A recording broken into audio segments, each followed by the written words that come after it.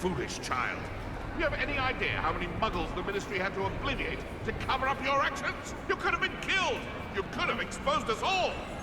If I lose my job, it will be you to blame! Revelio.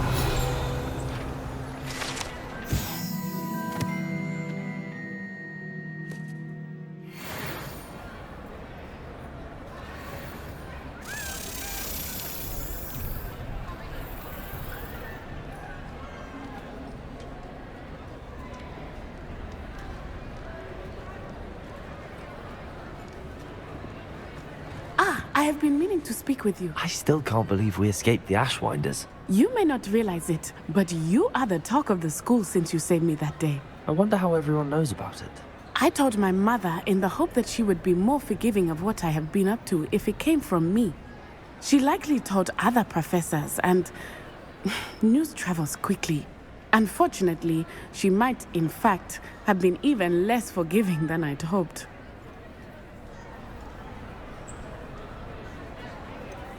I don't blame her for being concerned. We have been involved in some dangerous activities. As the Ashwinders were locking me up and threatening my life, it did occur to me that my mother may have been right. Has Officer Singer done anything with the evidence we provided? She has not. Harlow is as strong as ever.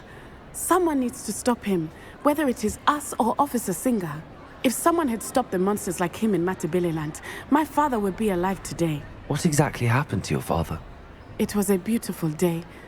My mother had gone to tend to a neighbor who was ill, and so my father and I were galloping in the savannah. Galloping? Your father was also an animagus, I take it? He could become the most majestic giraffe, and he would carry me on his back, my arms around his neck.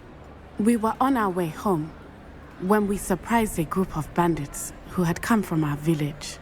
One of them saw me just as he removed a scarf from his face. He shouted and then aimed his rifle. He didn't want you to identify him. Exactly. In an instant, my father bowed his neck to protect me and was hit. As he fell, my father changed back into his human form. When the bandits saw this, they turned and ran in fear. Magic terrified them, and then he was gone. And it was all my fault. Your fault? How so? He died protecting me. If I had been capable of protecting myself, he would still be alive today. My mother and I tried to go on without him, but it became too much for us there. A few years later, we left to come to Scotland. Do you think taking down the Ashwinders will avenge your father's death? No.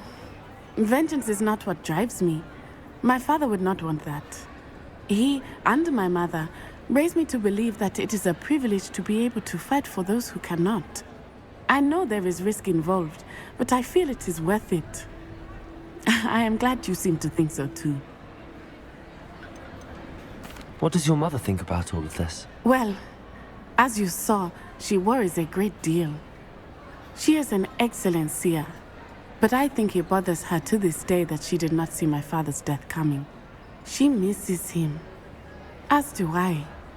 So I believe on some level she understands my need to seek justice in a small way, but that does not mean that she likes it.